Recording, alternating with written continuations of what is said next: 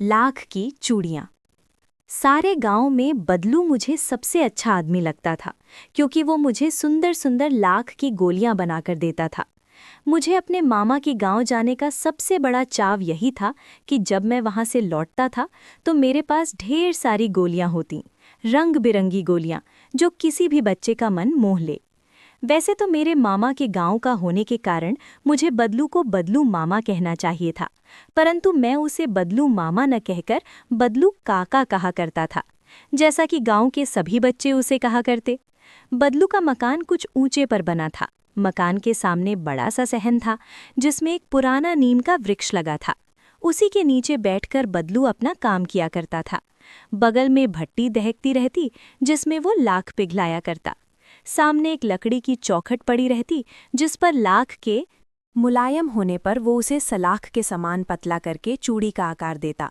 पास में 4-6 विभिन्न आकार की बेलन नुमा मुगीरियाँ रखी रहती, जो आगे से कुछ पतली और पीछे से मोटी होती। लाख की चूड़ी का आकार देकर वो उन्हें मुंगेरियों पर चढ़ाकर गोल और चिकना बनाता, और तब एक एक कर पूरे हाथ की चूड़ियाँ बना चुकने के पश्चात वो उन पर रंग करता। बदलू ये कार्य सदा ही एक मचिए पर बैठकर किया करता था, जो बहुत ही पुरानी थी। बगल में ही उसका हुक्का रखा रहता, जिसे वो बीच बीच में पीता रहता। गांव में मेरा दोपहर का समय अधिकतर बदलू के पास बीतता। वो मुझे लल्ला कहा करता और मेरे पहुंचते ही मेरे लिए तुरंत एक मचिया मंगा देता।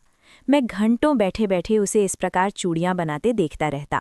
लगभग रोज ही वो 4-6 जोड़े चूड़ियाँ बनाता। पूरा जोड़ा बना लेने पर वो उसे बेलन पर चढ़ाकर कुछ क्षण चुपचाप देखता रहता, मानो वो बेलन न होकर किसी नववधू की कलाई हो। बदलू मनिहार था। चूड़ियाँ बनाना उसका पैतृक पेशा था, और वास्तव में वो बहुत ही सुंदर चूड़ियाँ बनाता था। उसकी बनाई हुई चूड़ियों की खपत भी बहुत थी। उस गांव में तो सभी स्त्रियां उसकी बनाई हुई चूड़ियाँ पहनती ही थीं। आसपास के गांवों के लोग भी उससे चूड़ियाँ ले जाते थे। परंतु वो कभी भी चूड़ियों को पैसों से बेचता न था। उसका अभी तक वस्तु विनिमय का तरीका था, और लोग अनाज के बदले उससे चूड़ियाँ ले जाते थे। बदलू स्वभाव से बहुत सीधा था। मैंने कभी भी उसे किसी से झगड़ते नहीं देखा। हाँ, शादी विवाह के अवसरों पर वो अवश्य जिद पकड़ जाता था। जीवन भर चाहे कोई उससे मुफ्त चूड़ियाँ ले जाए, परंतु विवाह के अवसर पर वो सारी कसर निकाल लेता था। आखिर सुहाग के जोड़े का महत्व ही और होता है। मुझे याद है, मेरे मामा के यहाँ किसी लड़की के विवाह पर जरा सी किसी बात पर बिगड़ गया था, और फिर उसको मनाने में लोहे लग गए थे।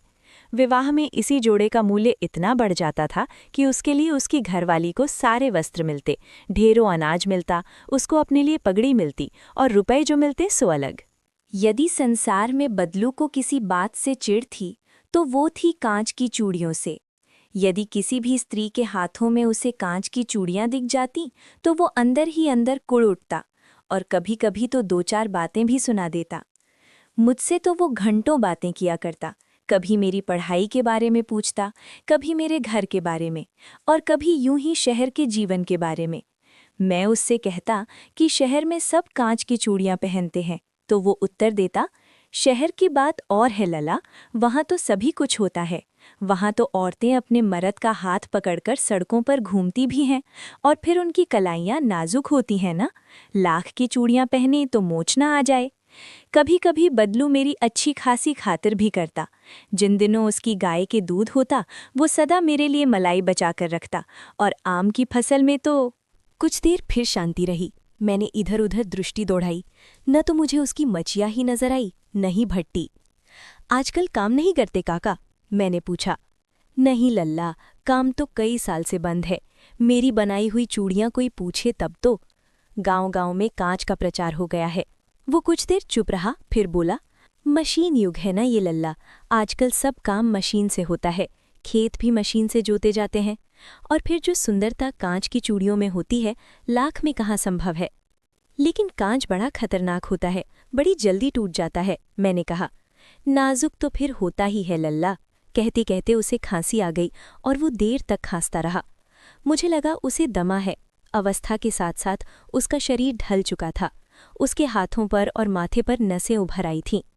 जाने कैसे उसने मेरी शंका भांप ली और बोला, दमा नहीं है मुझे, फसली खांसी है। यही 1-2 महीने से आ रही है, 10-15 दिन में ठीक हो जाएगी। मैं चुप रहा।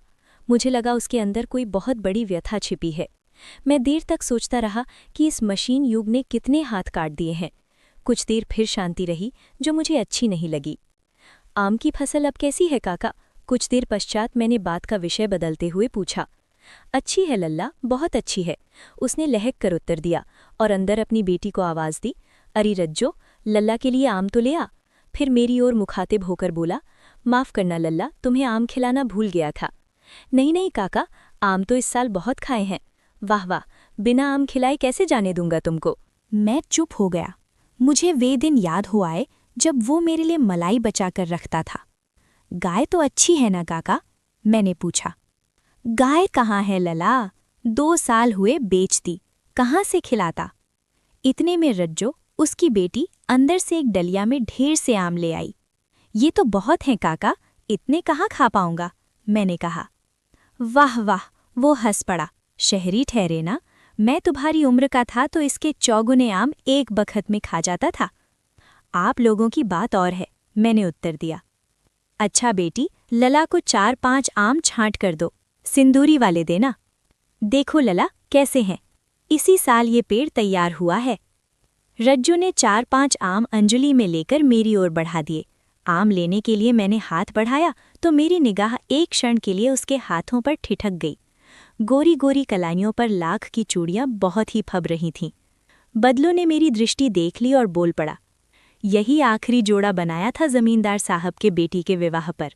10 आने पैसे मुझको दे रहे थे, मैंने जोड़ा नहीं दिया, कहा शहर से ले आओ। मैंने आम ले लिए और खाकर थोड़ी देर पश्चात चला आया।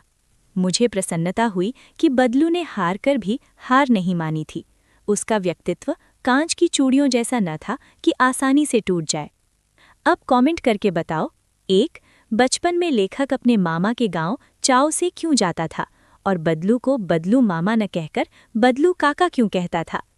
अगर वीडियो पसंद आया तो एक लाइक, शेयर और चैनल को सब्सक्राइब ज़रूर करें। धन्यवाद।